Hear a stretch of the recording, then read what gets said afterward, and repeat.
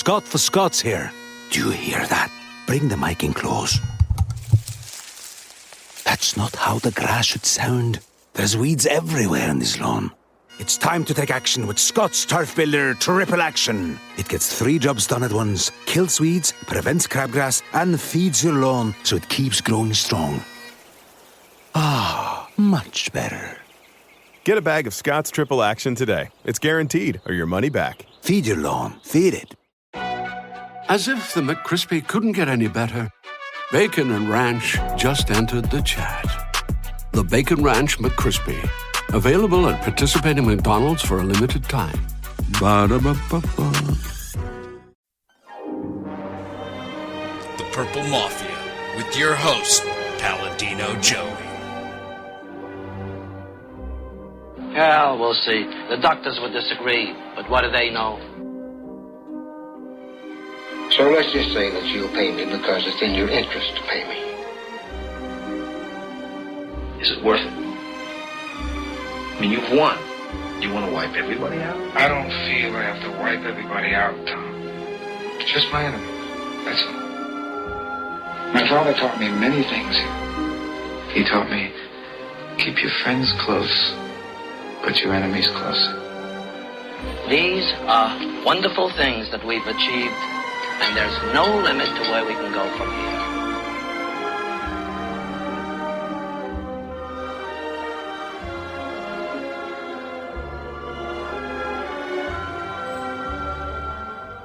Welcome to the family here on Purple Mafia. Today it is episode number 68. It is Monday, September the 6th, 2010.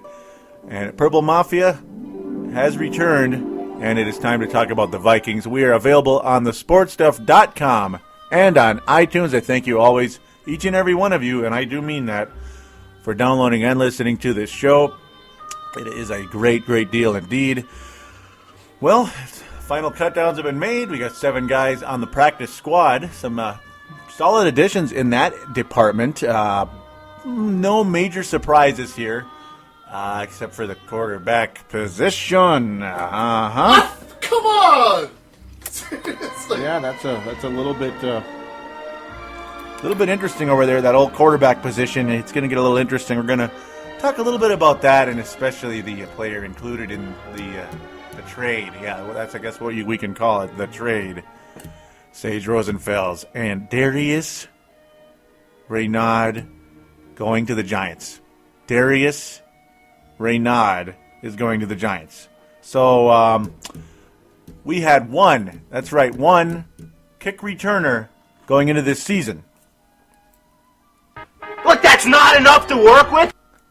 No, it's not enough to work with. It's absolutely not. You can consider Percy Harvin a kick returner, but he has migraines every other day. And, his importance to the team, you don't necessarily want him returning the kicks every time, do you? So there you go. All right, well, yeah, we're going to talk about that. I kind of got going a little early there, but we're going to talk about that today. Obviously, you can tell I'm not so happy, and I don't think too many people are about that one. I just miffed, folks. That's why I had to get to that early a little bit. Of course, we're going to get to the final cutdowns. We're going to briefly talk about the Broncos game. We're going to talk about the New Orleans Saints game, a very interesting video put on Facebook. So it's second week in a row there was an interesting video put on the Facebook group for Purple Mafia. This one was by Brent Jacobson, a interesting comment by one of the commentators, NFL commentators out there. A very interesting comment regarding what the Vikings are going to do in New Orleans. Oops. Yeah, that's a big oops. That's, And I'm not somebody you're going to mistake for a bleeding heart type that gets offended by every little thing. And again, I apologize to some of you out there that may lean that direction. But this was kind of stupid. Wow. Mind-boggling, the comment. So we'll get to that in a sec as well. That's much later when we get to the Facebook group. Of course, there's a lot to talk about today, folks, and I mean a lot.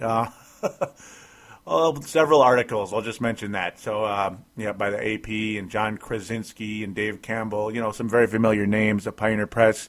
Lots of stuff to get to. Childress defending the trade. Adrian Peterson talking about solving the fumbling issues.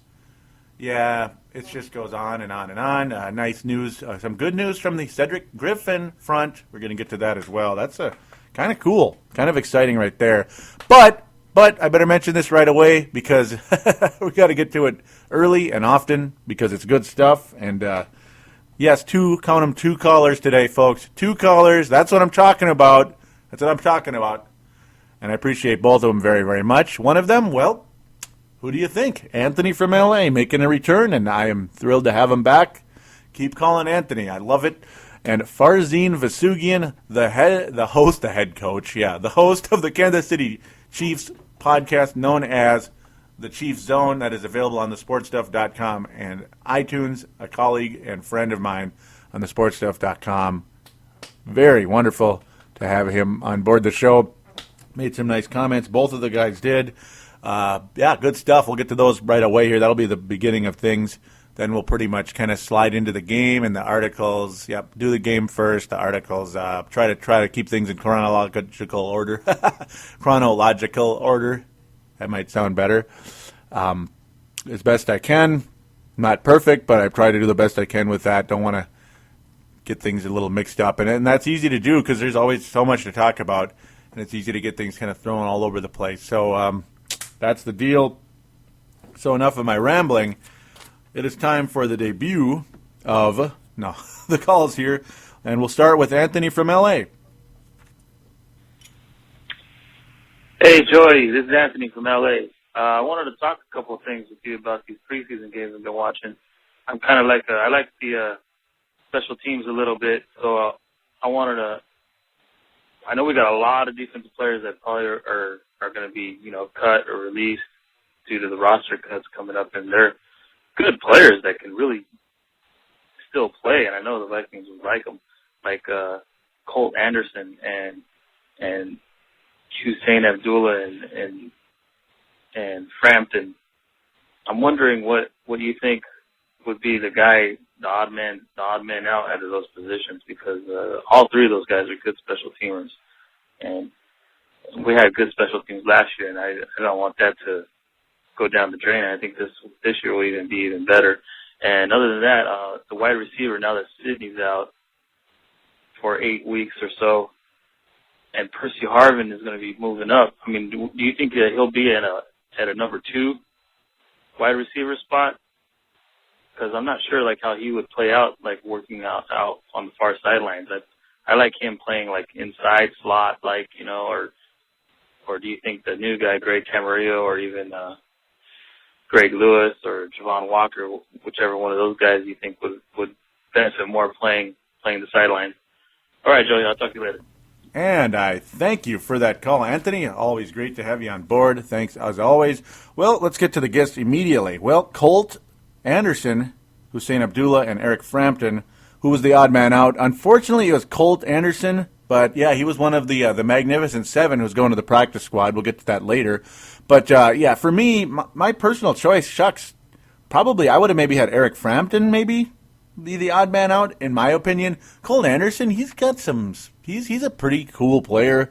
Luckily, he is on the practice squad. The Vikings did not lose him, so he just might be on the Vikings later on in the year and beyond. I'm sure he'll be back in training camp next year. There's no doubt about it. And the preseason, the guy's got some personality. He's got some energy. He's got some personality isn't everything in football, but it helps.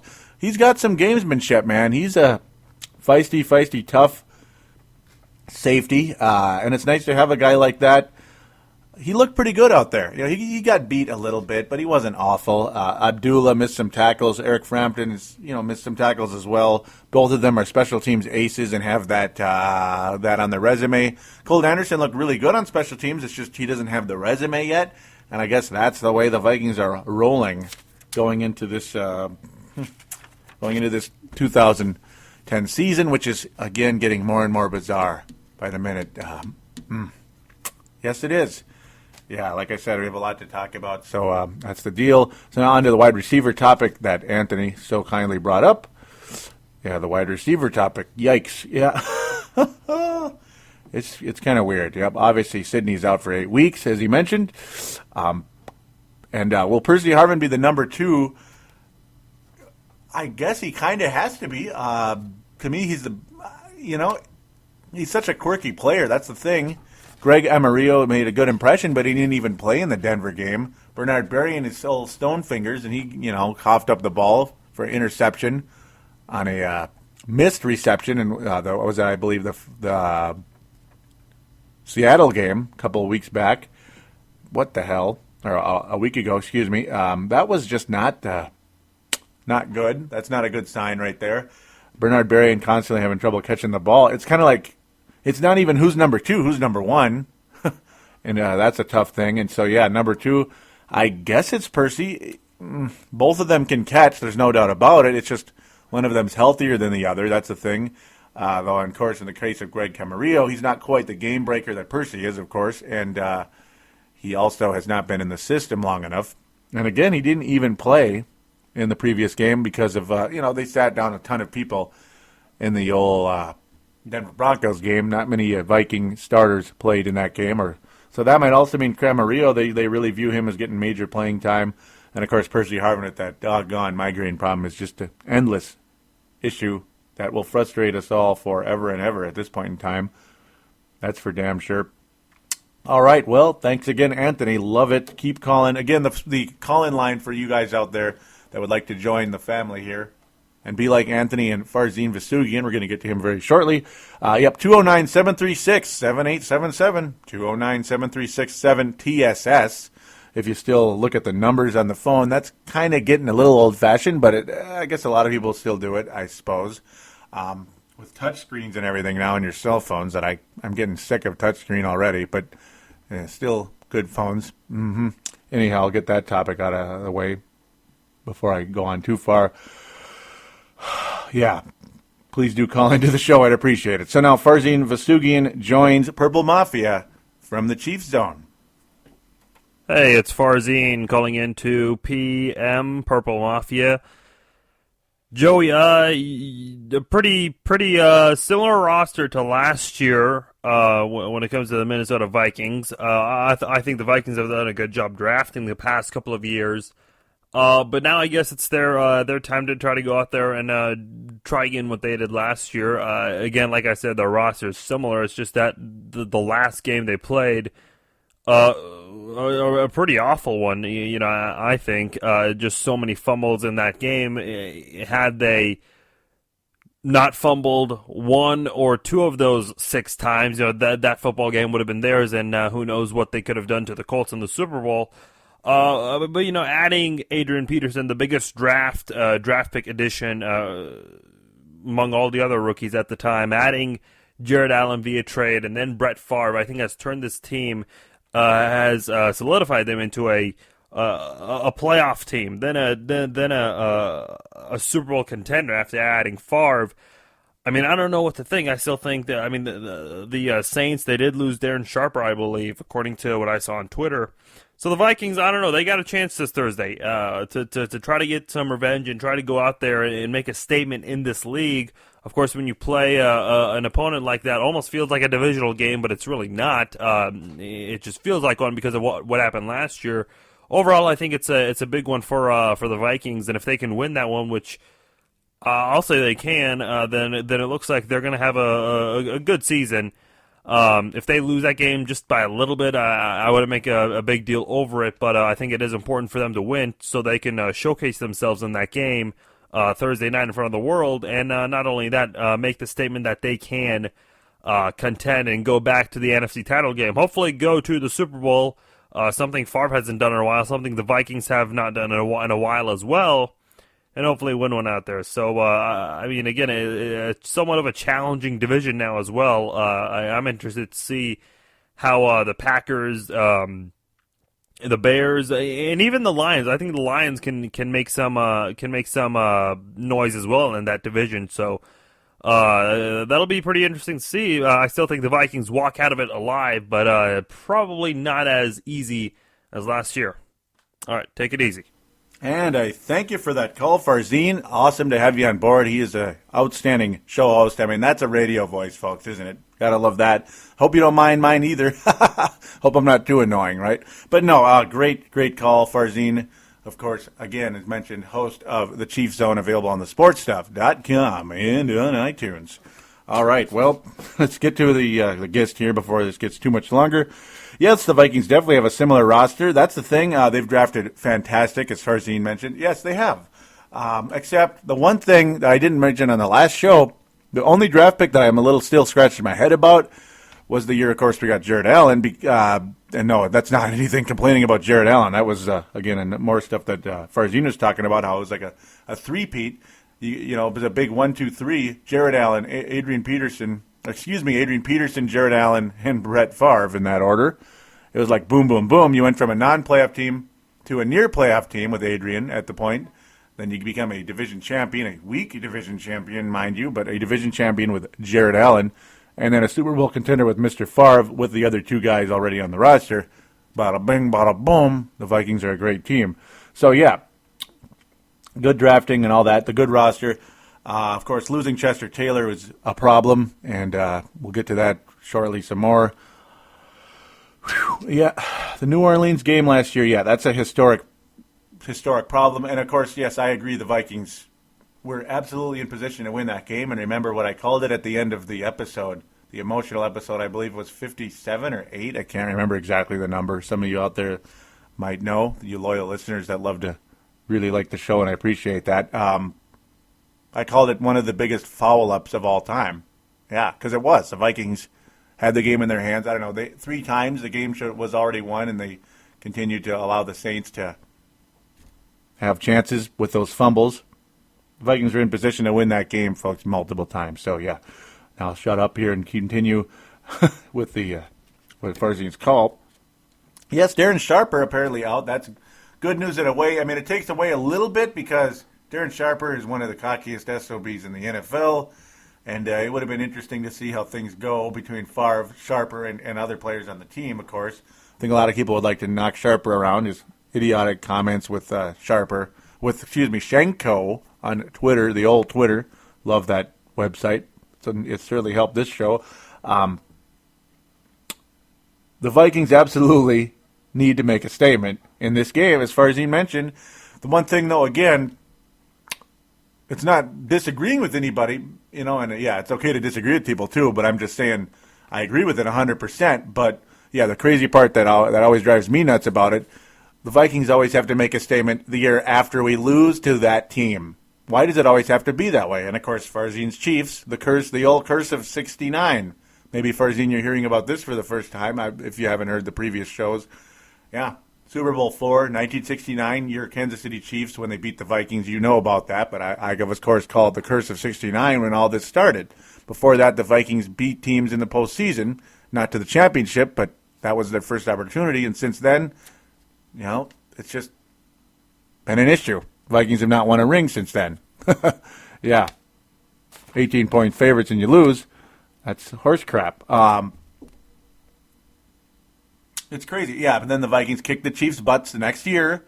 Oh, how cool. We kicked the Chiefs' butts the next year. Oh, but did we win the championship? No. We just beat the Chiefs in the season opener. Oh, how cute. 98, what happened?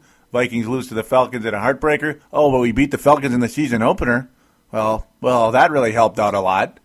And then the Vikings get steamrolled by the Giants 41-0 in 2000 in the NFC Championship game. Oh, boy, we beat the Giants the next year when they were a non-playoff team, and we were, beyond horrendous in 2001. One of our 5 wins.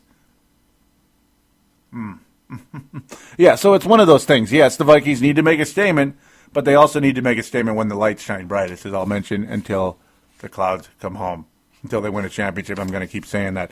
But no, good thoughts there indeed. The Vikings do need to make a statement here because I think the Saints will be a good team this year. I don't think they're going to be mediocre like Atlanta and New York, or even below average like they were the previous times the Vikings beat that team the next year. Yes, the Vikings have to win this game, of course. This is a game the Vikings should win, in my opinion. We'll continue it's kind of the pre... there really isn't much leading into this game as far as I'm concerned in terms of being able to preview it in terms of, it's similar rosters going in. A couple players being out. Vilma and Sharper are out. Jonathan Vilma of the Saints and Darren Sharper, of course. No more Chester Taylor here, and of course no Sidney Rice available either. That sucks. But in terms of previewing it, it's going to be sporadic during this show because we haven't really seen the Saints play or the Vikings play in a real game yet. It's great if you win 41-0 in a preseason game, or it's just awful if you lose a preseason game. But, we need to see what happens when the Vikings play in the real game. So, in general, really previewing it is it's kind of hard to do in a sense, other than exploit the same weaknesses the Saints had last year for the most part. I mean, this is a team you can definitely pass on. Of course, you have to be careful because they force a turnover, and fellow wearing the number 28 needs to protect the ball better. He looks a little better at it so far, but we'll see it when the lights are a little bit brighter than the preseason in a real game back in Nolans yet again. Absolutely important that the Vikings win this game. Yeah, of course it is. It's really more of a morale setter. Get the thing going. Get the train choo-chooing. I don't know what the heck the word is. Just get the train moving. Get it going. Get the load moving. It's only one game, but you got to win it, of course. You got to win one. Get the whole thing moving. Okay, let's just continue. As for the division conversation, yeah, sure, it's a tougher division. I'm not sure the Lions are really ready to do that much yet. Matthew Stafford, to this point, one of the most overpaid players in NFL history until he proves otherwise. Potentially a good offense. Scott Linehan is a great coach. That's their offensive coordinator. Yeah, the 49ers. No, just kidding. The Chicago Bears. Yeah, they think they're the 49ers of their offense, the 80s 49ers. With Mike Martz there now. That's another big-name coordinator on the offensive side of the ball. We'll see. And, of course, they also have Mike Tice, who's an assistant head coach over there in Chicago. It's going to be real interesting. I guess we can kind of call this a division preview. It's a very brief one. I personally think the Bears go 8-8 or 9-7 going in. That's what I believe at this point. 8-8 or 9-7, maybe 10-6, very high end if Cutler can eliminate the turnovers. And a guy by the name of Chester Taylor can really fill a role, or if Matt Forte blows up like he did his rookie year, starts playing some good football again. We'll see. Their defense, you can definitely pass on the Bears. No problem at all. Favre definitely exploited that. You can pass on the Packers, and you can pass on the Lions. The pass defense in this division is not so good. It's just not, because you can pass on the Vikings, too. You can. It's the running game that gets shut down usually. I think, the Vikings defense is definitely the best in the division. There's no doubt about it. We're better at containing stuff than other teams like the Packers, the Lions, and the Bears, but still we give up points as well. It's going to be an entertaining division. You have potentially four quarterbacks who can really light it up this year, and that depends on old Matthew Stafford in Detroit, because we know Favre can. Cutler, well, he throws a lot of interceptions, but he throws a lot of touchdowns, and Aaron Rodgers is pretty damn good. Last time I checked, he's pretty good. Sure, I hate him because he's kind of like, he's an arch rival for us now, especially now with Favre here. It makes it even worse. But yeah, that's the deal there. It's going to be a very pass-happy division. There's no doubt about it. The running game in the division, well, the Vikings have that one, at least with the number one guy. The depth gets a little questionable after that, just a little. And I think that goes with the entire division except for the Bears, depending on how Matt Forte develops. Because Chester Taylor's good, obviously. We know that. There you go. Definitely not as easy as last year. No. The defense has got to be a little bit better than last year. The Bears are going to be better than last year. They are. Much as I hate to say it, they're going to be better. I don't think Cutler's going to throw that many interceptions again. And the Lions only won 2 games last year. I think they'll be better than that. But the Vikings never lose to the Lions, except every couple of years. In Detroit, they do. Never seen them lose at home to them. Well, knock on wood. That would just... if the Vikings lose to the Lions at home, folks, then the season's over. Done. I quit. I quit on the 2010 Vikings if that happens. Okay, maybe not, but close. So again, thanks again for the call, Farzine, and a little brief division preview thrown in there, because Farzine kind of got me going with that. I figure might as well throw it in right there. That's pretty much my take on the division. Farzine, always great to call in, though. I hope you call in more often, buddy. That's love to hear your opinions and the great radio voice. You can't go wrong there. You just can't. You just can't. So that's pretty much the idea there. I still think the Vikings win the division.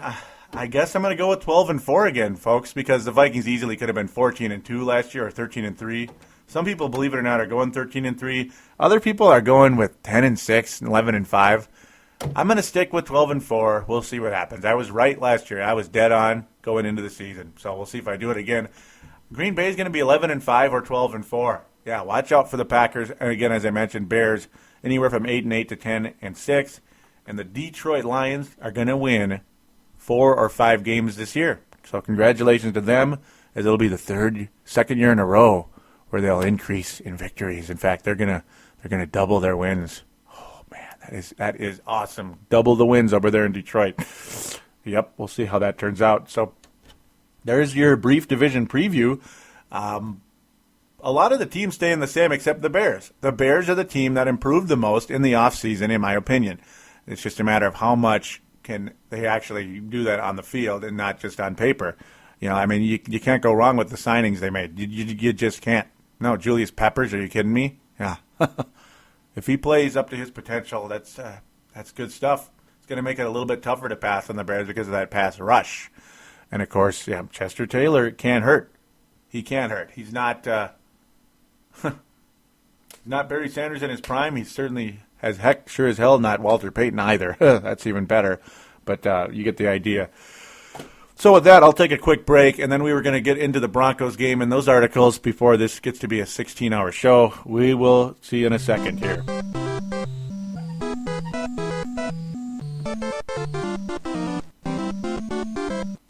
And we are back here on Purple Mafia, episode number 68, which is a reminder for iPod users along with other MP3 players like the Zune and Microsoft Zune, that is, and, other throw-ins of that nature.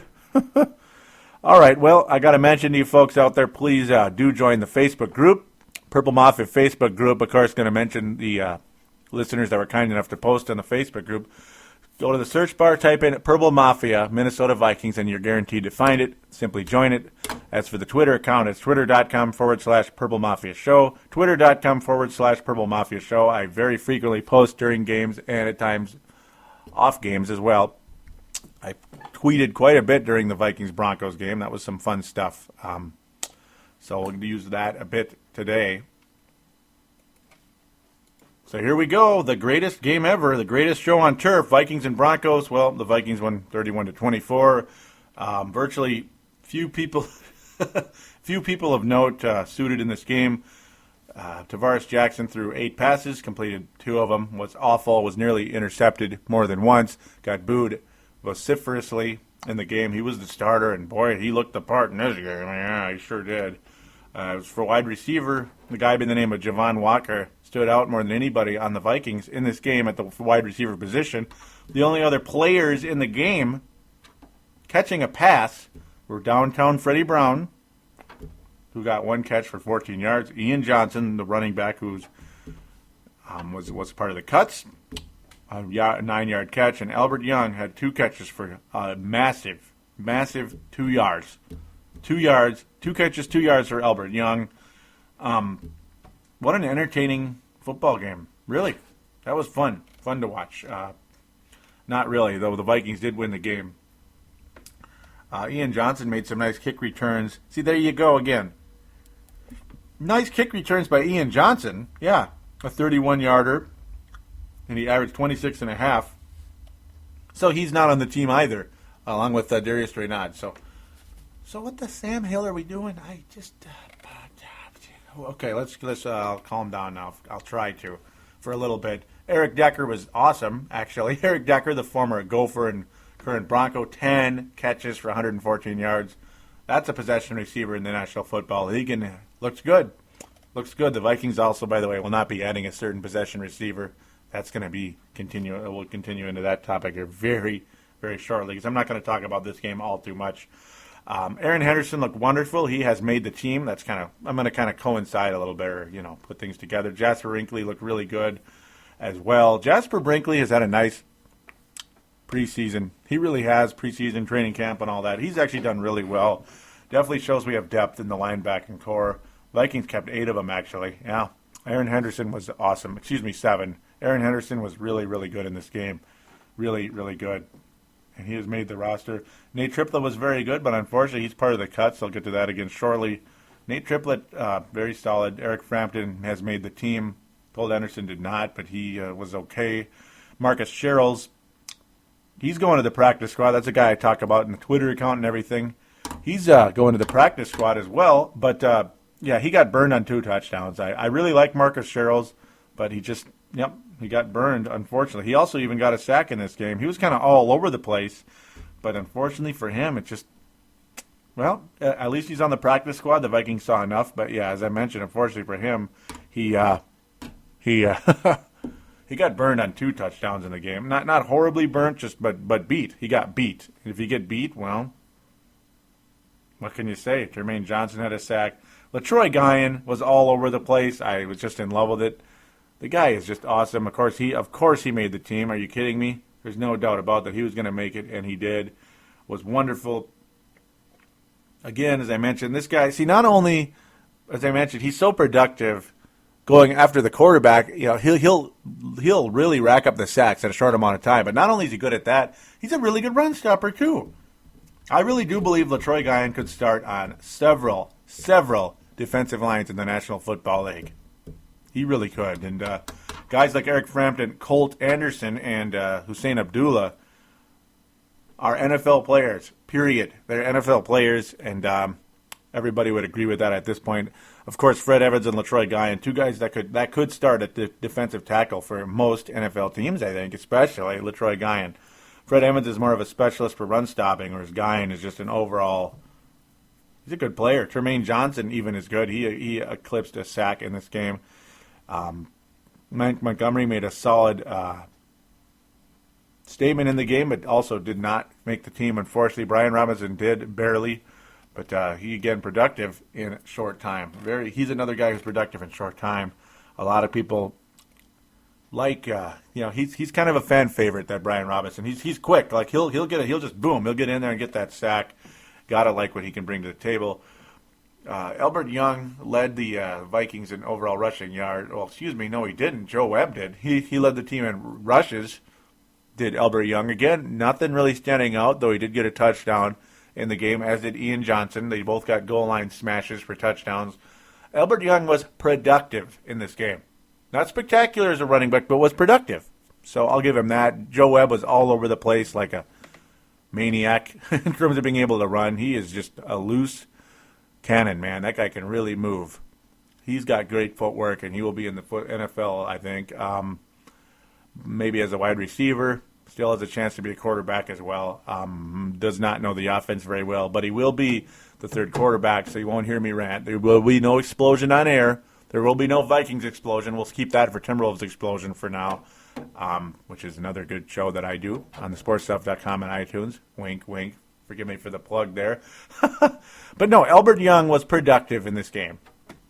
So, okay, that's good. What's his name? Toby Gerhart didn't even play in the game. He will not, I repeat, will not be the 3rd down back for the Vikings right now. Albert Young is that guy. He has won that job.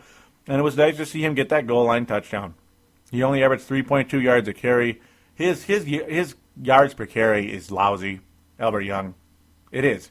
But he's improved his special teams, and he at least goes forward. He's not necessarily a guy who you really have to worry about losing yardage. At least you're going to get something, which is what you need in a 3rd down back. The object in a 3rd down situation is to go forward. Yeah. I know it's that way for every single situation, but 3rd down, I mean, you might only need 1 or 2 yards, and Albert Young is a guy that can do it. He can. He's no guarantee, but he can. He's not going to get you killed out there. That's what I'm trying to say. So, fluently there. So, again, it's just, it was not the most exciting game, but we did see a phenomenon in this game. And no, it wasn't Joe Webb being spectacular with his feet, not necessarily with his arm, because nobody was that great. The Broncos quarterbacks were, unfortunately. They actually looked pretty good in this game. They did. All 3 of them, by the way. Yeah, Tim Tebow looks by far the most raw. Brady Quinn looked pretty good. Yeah, he did. Yes, Tim Tebow, or excuse me. Yeah, Brady Quinn looked good in this game. Can you believe that, folks? Can you? Yeah, Kyle Orton is going to be the starter. Looked productive. Not spectacular, but productive enough. Yeah, all three of them actually look like they're solid players right now. Okay, enough of my babbling. The interception by Tarvaras Jackson was a phenomenon. It's like seeing, I don't even know. It's like seeing one of those shooting stars that's so bright it leaves a smoke trail. That, those are very rare, right? Yeah, that's about what you saw when you saw Tarvaras Jackson get an interception in this game. So congratulations to Tarvaras Jackson. We appreciate that very much. The commentators in the game also made the comment that, commentators making a comment. Albert Young is the safest option at the third down back. Absolutely, I agree. Yeah, Albert Young is the closest thing we got right now. He is.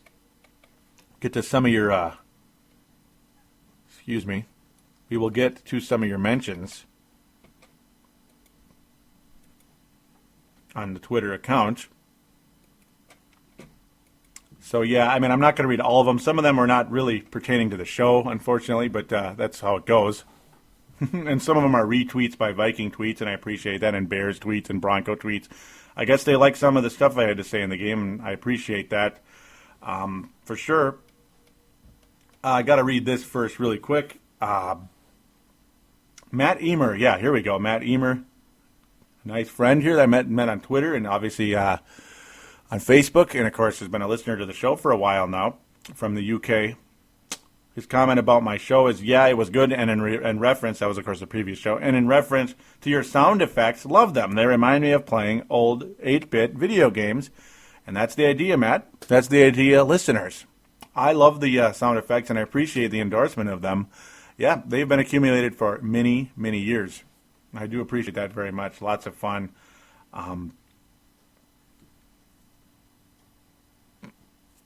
That's pretty much about it. There was kind of an in-game tweet there. I'm kind of going to let that go for a minute. Kevin from Wisconsin mentions that he doubts Favre plays at all when it came to the Bronco game, and that's exactly what happened. A little comment about how miracles do happen. I appreciate that from Vikings guy. He couldn't believe it. Couldn't believe it that Tarvaras Jackson. So MN Vikings guy also as shocked as I am that Tarvaras Jackson got an interception. Very, very cool. I mentioned how I was wondering, it gets confusing how it's like Mall of America Field instead of the Metrodome. He comments it's still called the Metrodome, just the field changed names, so that sounds good. Matt Emer at the time was asking if you think Reese Lloyd has redeemed himself and saved his Vikes career. I don't, and yeah, you're right, Matt. As Reese Lloyd among the cuts. Reese Lloyd among the cuts. I'm sure he will resurface somewhere to be a kickoff specialist. He might want to improve at his field goal kicking, though, because people need roster spots right now. But maybe we'll see what happens. Maybe he'll wind up in one of those bubble playoff teams that desperately need a better distance kicker. So there you go. Matt Emer commented about T-Jack looked bad last night. 2 for 8 for 2 yards is terrible. That's for sure. Yet the Vikings still picked Sage over T-Jack. Could not believe it. Just could not believe it. Matt Emer kind enough to mention and other people out there to check out the show, and I appreciate that big time. Henry Lake. Yes, Henry Lake. Lake Show 30 or 73. Henry Lake was nice enough to tweet back to me. He comments about how TJ Houshmanzadeh would be our number one receiver until Sidney returns. TJ is thrice the player Berrien is. Well, at catching the ball, yes. No doubt about it. Yeah. I think Berrien's obviously a really nice big game player. It might be a little hard on Berrien, but then again, hey, Berrien dropped the ball so much we got sick of it. And that's about all there is to it there. Matt Emer was just stunned as I am. This is when we get to the actual trade of, Darius Reynaud. See, not only did we trade Sage Rosenfels, we traded Darius Reynaud, which again, I'm just, as we can get to it now, just absolutely shocked about that. Could not believe it. Could not believe it. He says, WTF, he could return kicks, play running back and receiver as well. you find a way to keep guys like that, and I agree. Again, notice my silence. I'm just shocked. Just shocked. I'll get back to some of the tweets here in a sec. Or actually, no, I can finish them because there's only two left, or one left. Two left. He comments, if for some reason he gets on the field this season, then God help the Viking staff. That's a comment about Tarvaras Jackson. Yeah, they're all going to get fired, probably, because the Vikings would fall apart, and there you go. They'd all lose their job. Most likely, Vikings would finish 8-8, and there'd be some firing, but maybe not. Maybe not. They just inked Childress to an extension, so maybe not. Maybe they'd be forced to keep things going, but in the NFL, it never really seems to go over too well. Purple Mafia, okay, of course that's me with Chiefs Zone here. I'm making fun of the Bears a little bit. He mentioned how, Farzine mentioned how he worked with the Bears fan, and he thinks Cutler's bad games are Thursday night, Sunday night, and Monday night. Yep, I agree. Yeah, Jay Cutler a little bit out of control. So that's the extent of the tweets right now. Good stuff. I appreciate it, guys. Continue to mention Purple Mafia on there, of course, as obviously, you respond to me. Please do join that Twitter. Please do follow Twitter, twitter.com/Purple Mafia Show. So that concludes that. We're off to the articles now. Yeah. Of course, as I talked about, we don't really need to read too much of this. Just kind of bits and pieces. Of course, this was about the when Sage Rosenfels and Darius Reynaud were officially members of the Giants. They passed their whole deal. General Manager Jerry Reese comments about it. We were fortunate enough to consummate a trade for two very important needs coming out of our last preseason game. Tom Coughlin, yes, that guy, that Tom Coughlin comments, Sage for a long time has had an outstanding reputation as a veteran quarterback who knows his role and is a true student of the game. Well, does he really know his role? Because, he seemed to kind of want to be a starter, yet, okay, we'll see. Sage did a good job this preseason, ladies and gentlemen. I just a little disappointed about it. Rosenfeld's comment is, as an athlete, you want to play and you want to compete, and he will have a week to learn the offense before the Giants open the season. Of course, this article, so I can give the credit where it's due, courtesy of the AP. There was no name mentioned this particular time. A couple other ones there were. Here comes Rosenfels. I found helping Brett and the offensive coaches rewarding, and we had a great season. You can still find rewarding things in situations you weren't expecting. I'm hoping to play when the team needs me, and when the team doesn't need me, I'll help out the players and coaches and Eli as much as I can. So now we get to Darius. Old Darius. King Darius Reynaud. Tom Coughlin. Tom Cough up the ball Coughlin, as somebody once goofball said, somebody I used to know. Darius is a young man that we've had our eye on for a while. He is a guy who has versatility, punt returner, kick returner, gunner, covers kicks. He can play on all those teams. He's also been a wide receiver, and he's been a running back. He'll learn to be a receiver, so he can help you out in an emergency situation. Well, Darius Reynaud did not look like really a good running back, but his role was clear, his top role, and that's to be the returner, kickoff or punt, and he could catch a little bit too. Just, Tom Coughlin said it best there. A very, very versatile player. Again, I'm not sure what the Vikings are doing here. I'm really not sure. I'm just not sure what the Vikings are doing. So now I haven't really mentioned it too much. I may have mentioned it at the beginning of the show. Yeah, Javon Walker was cut. Yeah. Even though he had a pretty good game against the Broncos, he's still not going to be on the Vikings. I know the Broncos game does not sell you as a star. That's for sure. No. Nate Triplett was also cut, folks. Nate Triplett. We took him in the 5th round. What? That's crazy. Reese Lloyd among the cuts. Yep. 3 Vikings have kept 3 quarterbacks. Now, this is courtesy of the Pioneer Press. I believe it's Rick Alonzo, but I didn't get the name, and I apologize. Maybe Chip Scoggins or Rick Alonzo, so credit where it's due there. 3 quarterbacks, 4 running backs, 4 receivers. 4 receivers. Yeah.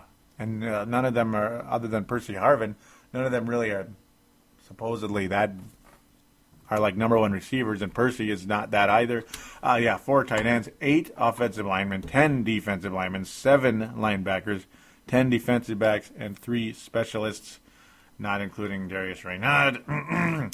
Failing to make the team were Cole Anderson, Austin Thomas, Adrian Battles, Tay Biddle. Well, those are guard Austin Thomas, guard Adrian Battles, wide receiver Tay Biddle, wide receiver Freddie Brown, tackle Patrick Brown, tackle Chris Clark, fullback Ryan D'Imperio did not make the team. He was a 7th round pick. Wide receiver Marquise Hamilton, running back Ian Johnson, despite he looked solid. Defensive tackle Jermaine Johnson, who guaranteed, folks, is going to be on somebody's roster immediately. Jermaine Johnson's a good player, man. Tight end Garrett Mills, just too injury-prone. Defensive end Mike Montgomery from the Packers did not make the team, but he's going to resurface because he's solid. Logan Payne, who a lot of people liked a lot, and he was very good. He had nice chemistry with Sage Rosenfels, who's no longer here. Funny. So Logan Payne's no longer here. Drew Radovich, another injury-prone guy, not making the roster. Cornerback Marcus Sherrills and cornerback DeAndre Wright. Cedric Griffin was not added to the PUP list, the PUP list, which means he could be on track for a swift return after tearing the ACL in January. The Vikings enter the season with 3 healthy cornerbacks. 3, yep. After the injury to Chris Cook, who had the torn meniscus. Yeah, I didn't even get to that. I forgot. I kept thinking that was on the previous show. Chris Cook. Might want to mention that. Chris Cook also going to be out for 2 to 4 weeks. A lot of people say, they say 2, but it could be up to a month or more. Oh, boy. Yeah, see, there's another blow, and we're right back where we started when it came to the cornerbacks. Oh, and they're like, Lito Shepard, yep, he made the starting roster. He earned it. Boy, no, it's because Chris Cook got hurt. So, I was kind of laughing when they were talking about that late in the Bronco game. No. Chris Cook was most likely going to be the starter. So, yeah, expect the Vikings to make a move for an extra corner if Griffin isn't projected to return soon. After releasing Walker, the releasing of Walker has prompted rumblings of a potential deal for former Pro Bowl receiver TJ Houshmanzadeh, who was released by Seattle this week. I'll get to that shortly, how that turned out. Excuse me. When I talked about Jermaine Johnson lining up on a new team, no, he's still with the Vikings. The Vikings kept him. He's part of the 7 players. Now, this article is courtesy of the Daily Norseman, Christopher Gates. So there you go. Christopher Gates, Daily Norseman. The 7 players are Colt Anderson, safety Colt Anderson, guard Thomas Austin, wide receiver downtown Freddie Brown, who actually did look pretty good. They did keep Ryan D'Imperio, the fullback, so the 7th round pick remains with the team. A very good Jermaine Johnson, defensive tackle, very productive again, will be on the practice squad. Wide receiver, former Gophers, Logan Payne, who was wide receiver, and Marcus Sherrills. Yes, my guy Marcus Sherrills, who I like a lot, will remain on the practice squad for the Minnesota Vikings, so they're protected now. And, they could be on the team later in the year with potential injuries or who knows what else. So 2 wide receivers on the practice squad. That could make things interesting. We'll see. Marcus Sherrills also, I'm not sure they want to put him out there for the Saints game. So expect the Vikings to make some type of move here soon. It could mean somebody else gets cut along the way. We'll see what happens. D'Imperio being on the practice squad means that every member of the 2010 draft class is on the team in some capacity, with the exception of 5th-round selection Nate Triplett, who is another Gopher. Yeah, I'm a little surprised about that, folks. Nate Triplett, the 5th-round pick, the Vikings let him go. They just let him go. 5th-round pick?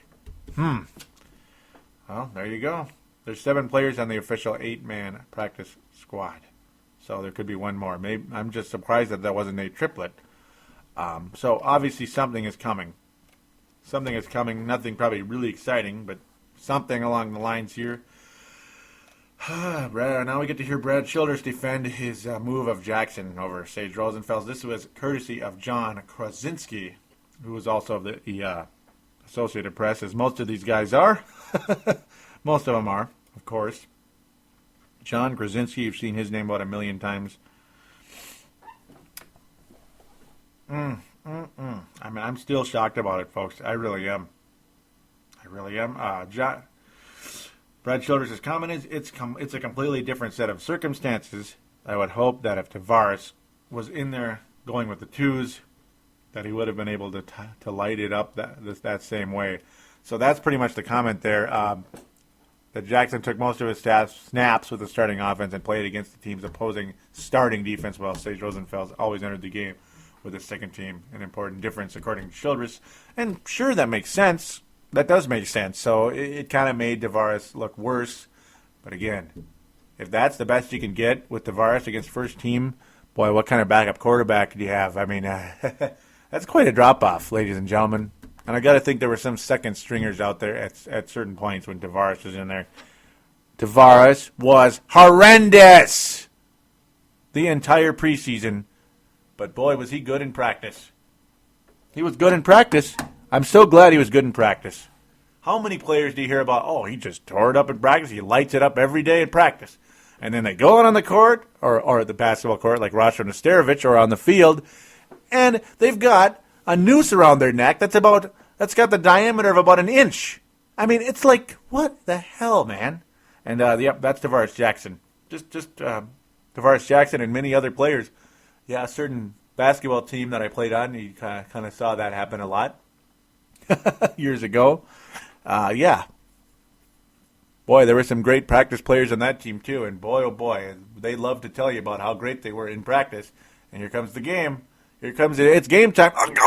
You know, and they get their ass handed to them by overweight, underachieving players. Okay. Now that I'm down, that I got that off my chest, Brad Childress continues. We're talking about the two highest scoring offenses in the league. That's, of course, we're talking about the New Orleans Saints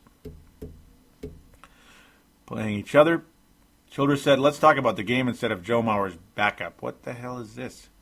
Okay, excuse me. Favre has played in an NFL record 285 straight games, 309 including the playoffs, and the coach bristled at the line of questioning, likening it to discussing Joe Mauer's backup catcher for the Twins. So I have no idea where that came from. That's kind of strange.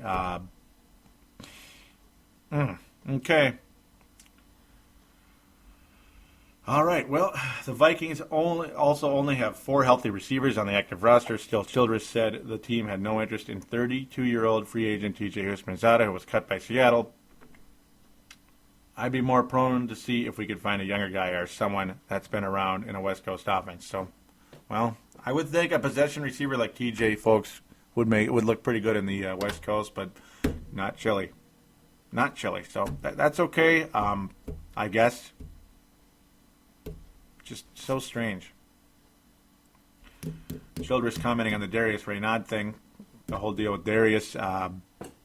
Childress said that Percy Harvin will be the team's kick returner when the Vikings open in New Orleans on Thursday night. Bernard and Greg Camarillo will split punt return duties, with Harvin possibly getting some looks at that later in the year. What? Berrien and Camarillo are going to split the punt return duties? What? It's like, what were they thinking? Greg Camarillo, yeah, he has good hands, but last I checked, Camarillo's not the fastest guy ever. Wow. Okay. Greg Camarillo, there's your punt returner. All right. That's just getting weirder and weirder. Adrian Peterson is confident that he can cure the fumbling problem. This is by Dave Campbell, again, Associated Press. Peterson believes he has a better grasp of how to better grasp the ball. Vikings All-Pro running back has had a fumbling problem over his otherwise brilliant 3-year career, and the aggressive New Orleans Saints are sure to be trying that this week to force Peterson into another turnover or two. Peterson said Monday he's taught himself to carry the ball high and tight. Well, that's good. He also said an extensive off-season video review has revealed he's more vulnerable to fumbling when he tries to brace himself during a tackle. Perhaps just as important for Peterson against the Saints are his blitz pickups in pass protection, an area where he struggled in the past. Vikings offensive coordinator Darrell Bevell says Peterson has come a long way, and that's good to hear. That's good to hear that, again, it's one of those things they didn't talk about until now, that, yeah, he was watching the extensive off-season video review, and Well, I got to think he's going to do that. If he's a professional and he wants to improve and he wants a chance to win a championship, you have to do that. You have to. You got to. You got to review it. Though working with a all-pro legend like Marshall Faulk, who never fumbled the ball, would have helped as well. But, hey, whatever. If it works, it works. The best running back on this team right now at picking up blitz is Albert Young. There's no doubt about it. Anthony Vermelli commented on the previous show about that, and we've noticed that, yeah. The guy clearly is the best blitz pickup running back on this team. Toby Gerhardt has not become that yet. Hence, Albert Young is your third down back for the 2010 season right now. As of right now. But no, that's encouraging. Adrian Peterson has not looked nearly as vulnerable. And yes, high and tight, absolutely. 2 hands would help too. 2 hands. I don't want the ball. You can't be swinging the ball around with one hand. You just can't do it. I understand you're trying to run, and it's a little easier to run when you're swinging your arms around, but than kind of holding it like a baby. But, hey, don't fumble the ball, man. That's more important to me. Certainly not for style points either. Style points are meaningless when the ball's flying out of your hand. Hopefully that makes sense to you listeners out there. I'm sure it does. How about this, folks? Griffin is iffy, but the Vikes won't rule him out. The Vikings have not ruled out. Now, this is another Associated Press, no name mentioned here. They've not ruled out cornerback Cedric Griffin playing this week in New Orleans. Isn't that crazy? That's crazy. Yeah, this type of injury typically takes about 9 months of recovery.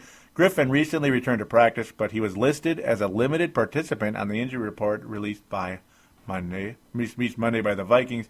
Defensive coordinator Leslie Frazier said Monday that Griffin has already done far more than we expected since deciding to include him on the active. Yes, the active, not the PUP, the 53-man roster.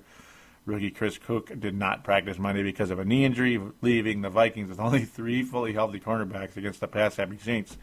So, yeah, something still could happen. I don't think it's Marcus Sherrills, but something could happen here. We'll see how this goes. Well, now that we're down to the final weakness, only 3 cornerbacks, only 4 receivers, TJ Houshmanzadeh has gone to the Baltimore Ravens. So that's the end of that. It's the end of that deal. It's a little frustrating, but that's how it goes. The Ravens traded Mark Clayton to the St. Louis Rams, and now they have signed TJ Houshmanzadeh, the biggest name ever. So the Baltimore Ravens media people get to type out that name and spell it correctly as much as they can. There it is. Good times. So the Vikings do not get TJ Houshmanzadeh for the second year in a row. Could be nothing more. We'll see what happens. Houshmanzadeh was only in the second of a 5-year, $40 million contract. He got too much money anyway. Ozzie Newsome, the general manager of the Ravens, comments, "The first things that pop out at you about TJ are that he has been very productive and durable in his first 9 years in the NFL. Plus, we saw him more than we wanted, making a lot of plays against us. We had interest in him a year ago when he first became a free agent before he signed to Seattle." So there you go. We'll just see how this turns out. Houshmanzadeh will turn 33 on September 26th. He's had a very successful career. Definitely had his worst year last season with Seattle. No doubt about it. Last year he had 79 catches, which was, again, a team high. That's not too bad. 911 yards and only 3 touchdowns, so certainly didn't explode last year. He's definitely had a great career, though, as Houshmanzadeh. You never reach a point when it's easy to release or trade a player you respect. Everyone here has the highest regard for Mark. That's, of course, Mark Clayton. He'll help the Rams, and it's good for him that they reached out to get him. So that's how things finished there with that. Well, we'll see how things turn out. Terms of the deal, unfortunately, not released at this point in time. If I'm missing it, I apologize, but really it's not important to the Vikings. It's the wrong purple team. It's a team the Vikings could have played in the 2000 Super Bowl had they played a little bit better against the New York Giants in 2000, but again, another side topic that doesn't matter. Again, yes, I do think the Vikings will win in New Orleans. Yes, I do think the Vikings win in New Orleans. It just need to be as pass happy as possible, though. I got to say this again. 2 times in a row in New Orleans, the Vikings went to a certain guy, a certain player who hasn't really had the most successful career with the Vikings yet. But they went to a certain guy, and he had huge games in both cases. Last year, Bernard Berrien did not have a very good season at all with Brett Favre. The chemistry really wasn't there. But against the New Orleans Saints, Bernard Berrien looked like an all-pro. Yes, he did. Against the New Orleans Saints the year before with Gus Frerotte, who's not quite as good as Brett Favre. He has a great arm. Both have a great arm. Bernard Berrien plays better with guys with a good arm, of course, by the way. He's more of a deep threat. Bernard Berrien is going to have a good game against the New Orleans Saints. Unfortunately, he's going to tease us and make us think he's our number 1 receiver for the time being, when I'm not sure he is. But no, Bernard Berrien is going to have a big game against the New Orleans Saints. He just is. History repeats itself, and I think it will against the Saints, especially if a guy like Darren Sharper is not available. I like the Vikings' chances in this game, absolutely. Albert Young needs to continue to pick up the blitz. The Vikings need that in the worst way. Chester Taylor was excellent against the Saints last year in that big game. He really was. In a lot of ways, he was probably the second best player in that game. He probably was. He was excellent.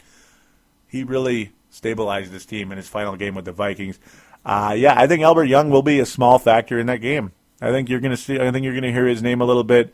And ladies and gentlemen, a guy that's going to explode in this game, as far as my predictions, despite the fact we probably won't pass as much, but a guy that looked like he was going to get 200 yards and 4 touchdowns on the ground if the ball wasn't on the ground.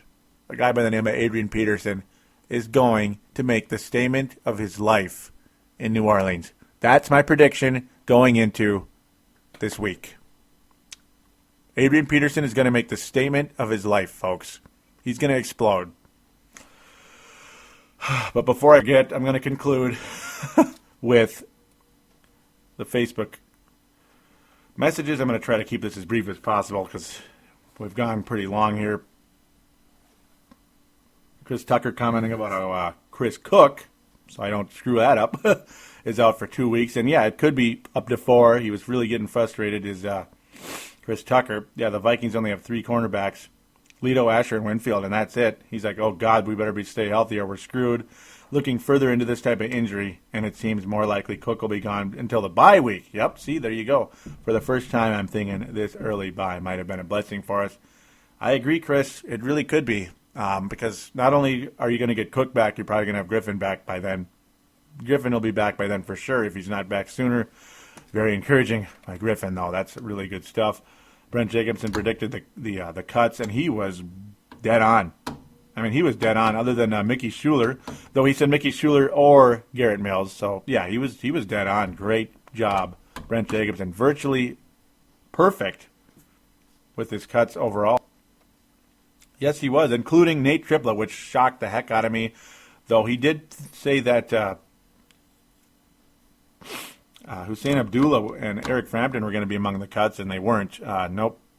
And Cole Anderson was going to make the team, so that was inaccurate, but hey, that's okay. We're all going to be inaccurate a little bit. Very good stuff by Brent Jacobson, as always. Chris Tucker mentioning how Darren Sharper will not be in the lineup along with Jonathan Vilma. That is good.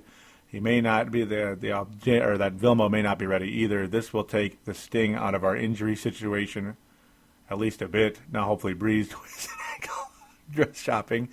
ankle dress shopping. Well, we don't necessarily want people to get hurt, but if Drew Brees got hurt, the Vikings win the game without even trying, practically. At least that's what I would think. Yeah. Good stuff. This is about when the whole terrible, stupid trade came out about Sage and Darius Reynaud. I'm still a little confused with that one. And yes, I did tell everybody that Sage was going to be traded. I was right. I called it, as Tony's nice enough to mention up above. Yep, not saying it's what I wanted, but I knew what I was talking about. Sebastian Balls. I'm going to say Sebastian B for now because I don't want to screw up your last name and insult you. So I apologize here. Sebastian B.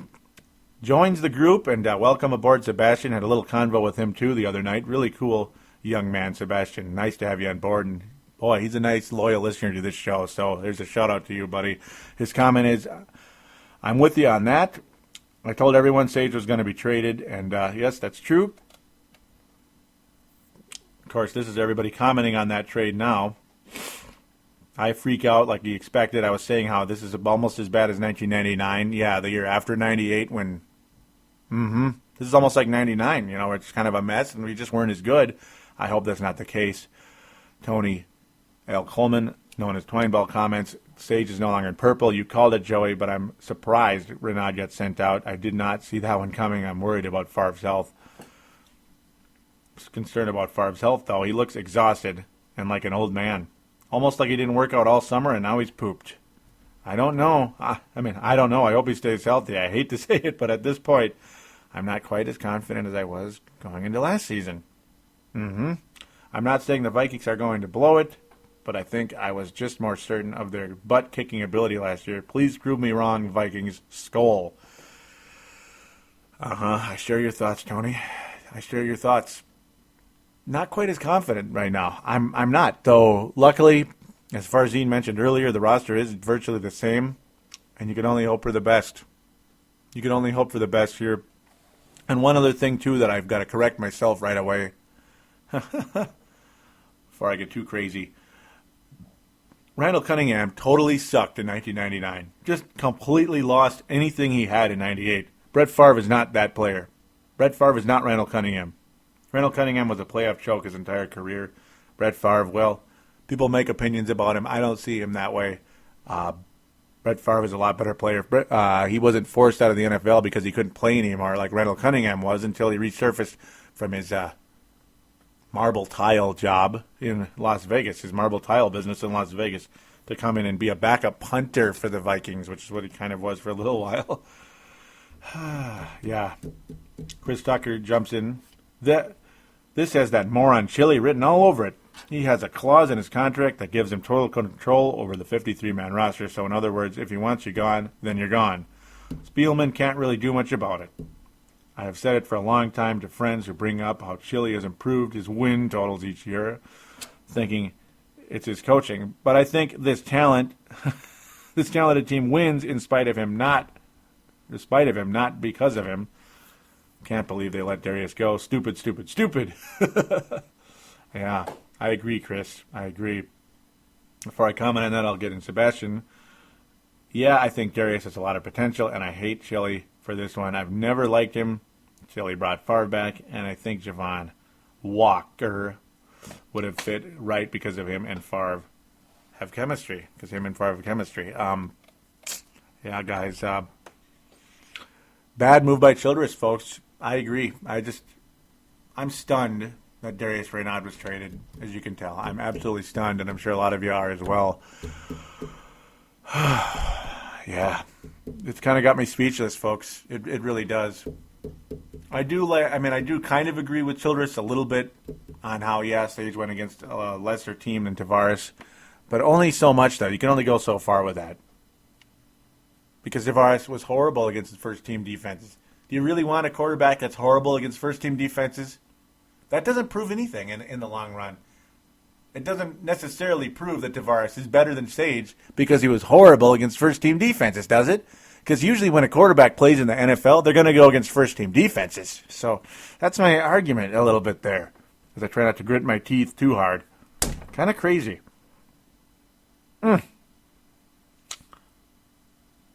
Sebastian comments, we're getting to the end here. I'm sorry, this is such a long show. It's just a big one, folks. It's just a big one. The season preview, season cuts, so many opinions by everybody. So much happened this week. It's just amazing. So that's why this show is so long. And it's going to happen. Hey, and I appreciate your listenership out there, folks. Trust me, you guys are just absolutely spectacular, including Sebastian. Yep, it's nice to meet him again, as I mentioned. His comment is, hey, Joey, have you ever heard the term, you don't know how good you got it till you don't have it at all? Well, that's how it was with Chester Taylor around here. Like you say in the show, we are going to miss him. And There's no doubt about it. There's no doubt about it. He was mentioning how he listens to episode 60 over and over and over again because of how I rant about losing Chester Taylor and how it's really going to hurt this team. And, well, it was a big loss. It was a big loss. And I know he was a third down back for this team. And we have Adrian Peterson. He's the greatest running back ever when he doesn't fumble. But I know I don't really mean ever all time, but you get the idea. Chester Taylor did so many things well for this team. It's just unbelievable and very frustrating. Getting to the tail end here. Getting to the tail end, folks. I promise. Sebastian, again, one more time here. What do you think if Favre does retire at the end of the season and we try to get him to be a quarterback coach? Chris Tucker says, I say head coach. That's, of course, another indictment on old Chili. And I don't blame you, Chris. I don't. Some of the moves he's made are just making you scratch your head. And remember what Dennis Green did in '99. He did some stuff that pissed me off and a lot of other people off, too. Yeah, a little bit of Denny Green syndrome. I'm getting a little bit too crazy here with some of his moves. Brett Favre, quarterback coach. Now, in a perfect world, he'd be here with the Vikings coaching staff. But in a real world, he's going to go back to Mississippi, and he's going to be what he is in Mississippi. He's going to be a hunting, fishing, tractor-loving Southern boy. That's what Brett Favre is. I don't think he's going to be a coach. I don't think so. Oh, I would love it. I would love to have Brett Favre a part of this organization, but no. He's a Southern boy, though being in the limelight is something Brett loves. So I guess you never know. You never know what Brett Favre's going to be. Maybe he'll be a commentator. He loves the game so much. Who knows? Maybe he'll play till he's 50, like he did in the Super Bowl commercial, when he said, "Oh, there wasn't much makeup in that picture because how he had such a white beard." Yeah, well, who knows what's going to happen? But I think Brett is a Southern boy, folks. Brent Jacobson here, getting to the very end. Oh, great. TJ Houshmanzadeh signed with a purple-clad team, but not the Vikings. Why the fruit was Childress not interested in this guy? Yep, I think it's total crap that he wasn't.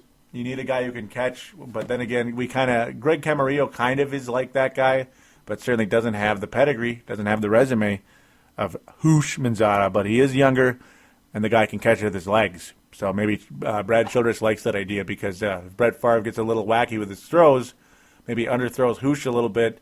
Underthrows Camarillo a little bit that he can catch with his legs. Good stuff. Brent Jacobson comments again, I wonder if Walker will be back. Personally, I highly doubt. We go into Nolans with just Berrien, Camarillo, Harvin, and Greg Lewis. Yeah, Greg, those are the receivers we have, folks. Greg Lewis, as the wide receivers.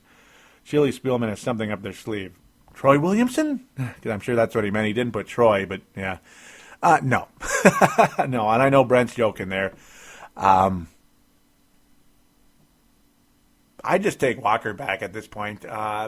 I don't know. It's not going to be TJ Houshmanzadeh.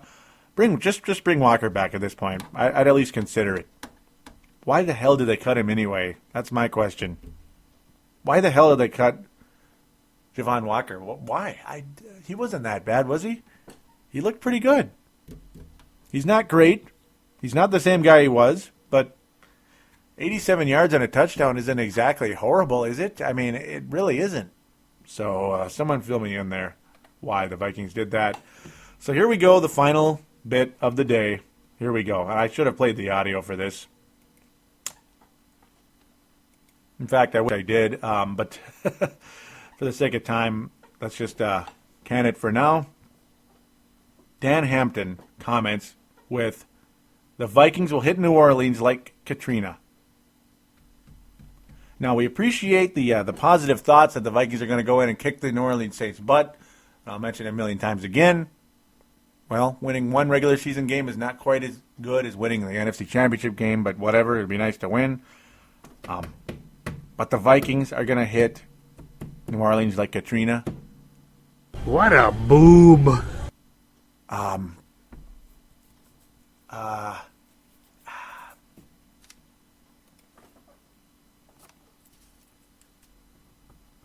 Dude, are you kidding me? Are you kidding me? What the hell are you saying? And again, I'm not some bleeding heart that gets offended by everything, but or a hardcore neocon that gets offended by everything. Come on, man. You can't talk. You can't do that. You just can't do that. Be careful. Be careful, man. I mean, you're not going to hit New York like something either. You're not going to. Yeah, I'm not even going to go there. It's just you can't do that. You just can't do that. Wow. Good find by Brent Jacobson there. Way to get it up there on there.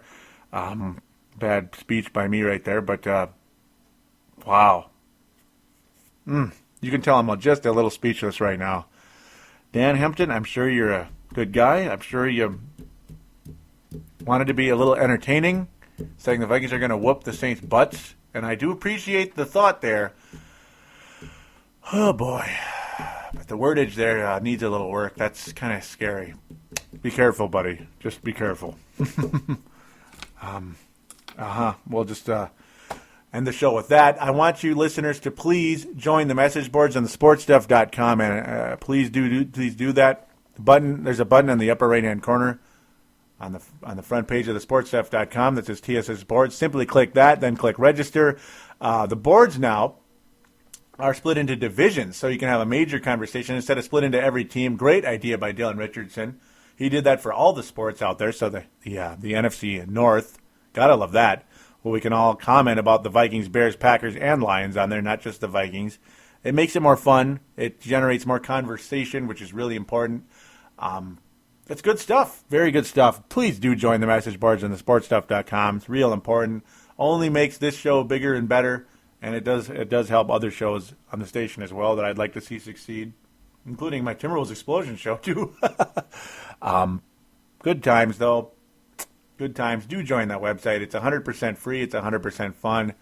Again, keep your screen name something that makes sense, not a jumbled bunch of foolishness, because that will be deleted due to spam risk. Indeed. Also, again, finally, the call into the voicemail line. We'd appreciate it very much. 209-736-7877. 209-736-7877. It is a voicemail. Do treat it as such. Mention you're calling into Purple Mafia. And opine, shout out, question, comment, and all the above. Your name and town, as I mentioned, like Anthony from L.A. was so kind to do. Farzine, I guess I kind of filled in for that one with the town because, well, Kansas City Chiefs. There you go. Farzine from KC or Kansas City. But those of you out there that aren't fellow members of the us podcasters out there that I don't know you offhand, mention the town you're coming from. So there you go. Vikings will win in New Orleans, and they will hit them like the Vikings are going to hit the Saints like they hit them last year. How about that? Without injuring Drew Brees' ankle. We'll beat them without hurting people. We'll be a little classier about it. That is my final statement for the week. We will talk to you about the 1-0 Vikings next week on episode number 69. Take care.